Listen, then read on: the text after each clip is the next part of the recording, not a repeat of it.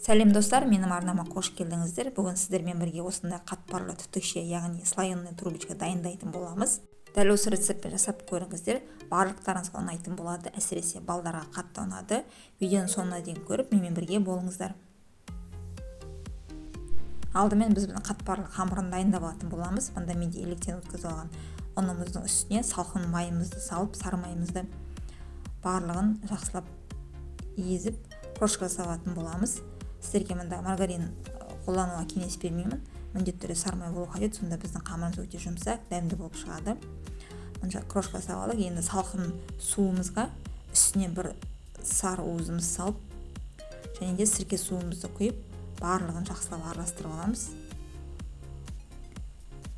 Осы сұйық массамызды енді осы қамырымыздың, ұнымыздың үстіне салып, барлығын жақсылап біріктіріп алатын боламыз.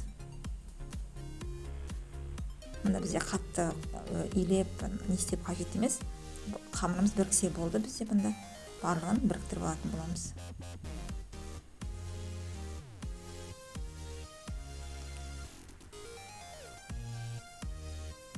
Осылай барлығын жақсылап біріктіріп жинап алдық. Мұны мен тегістеп, осы төртбұрышты қылып тегістеп ыңғайлап аламын өзіме. Қазіргі жайған кезде бізде осылай тегіс жайылу үшін аздап ұн сеуіп,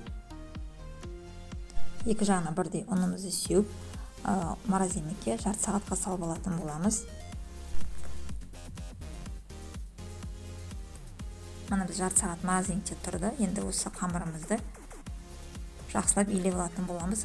Аздап ұнымызды сеуіп, қамырымызды тегістеп жайып шығамыз. Қатты қалында емес, жұқата емес, біркелкі тегіс жайып аламыз. Бір жағы қалың, бір жағы жұқа болып кетпесін, толық жайып шығамыз. Мұны осы жайып шықтым мен. Астына жауысып қалмас үшін ұнымызды сеуіп жібергенім дұрыс. Мұны осы тегістеп барлығын кесіп шықтым. Енді осы қамырымызды жолақтарға бөлетін боламыз. Мен мұнда көзбен өлшеп кесіп шықтым. Сіздер өздеріңіз өлшеп кессеңіздер де болады. 2 сантиметрлерден кесіп, арасынан 2 сантиметрден өлшеп кессеңіздер болады. Енді осы жолақтарымызды барлығын кесіп шықтық. Мен осындай арнайы түтікшелерге арналған конусты қолданатын боламын. Мұны осылай ендігі осы жолақтарымызды, қамырымызды осылай орап шығатын боламыз. Араларын тығыздап, жақындатып ораймыз. Піскен кезде ашылып кетпес үшін осылай жақындатып бір-біріне орап шығамыз әдемілеп. Міндетті түрде соңғы жағын бекітіп, қамырға басыңқырап жібереміз.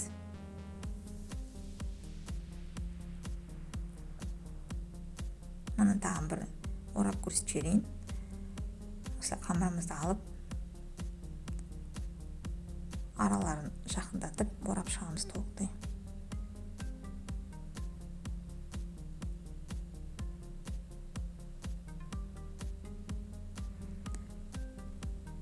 Барлығын әдемілеп асықпай орап шығамыз.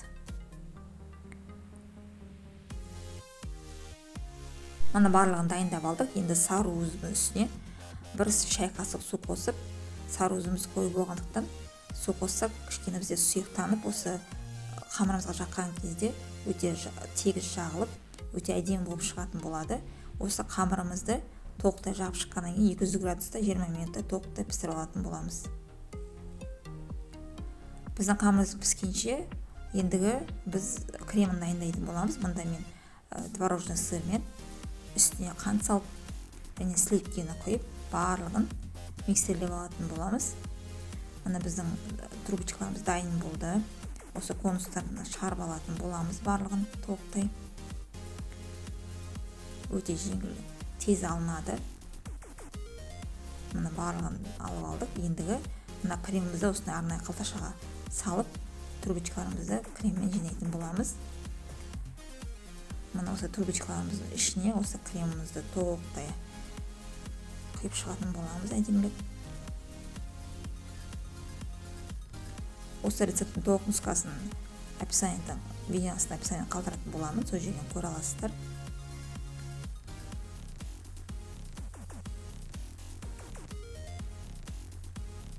барлығын осылай креммен іштерін толтырып дайындап алатын боламыз. Менде осындай трубочкалардан 20 данасы шықты. Мына біз осылай креммен жинап алдық барлығын. Дайындап, ендігі үстінен қант тағын сепсек өте әдемі көрінетін болады. Барлығын осылай сеуіп шығамыз үстінен. Осы трубочкаларды тапсырыс жасасаңыздар хит болатыны сөзсіз. Өте керемет, қамыры үгітілмелі, өте дәмді болып шығады. Ауызда еритпей десек те болады. Міндетті түрде жасап көріңіздер. Егер де осы рецептпен сіздерге ұнап жатса, осы видеоның астына поделиться батырмасын басып, достармен бөліссеңіздер де болады. Және де осы видеома лайк басып, комментарий жазып, тіркелуді ұмытпаңыздар. Сіздермен болған Рима, баршаңызға да көп рахмет.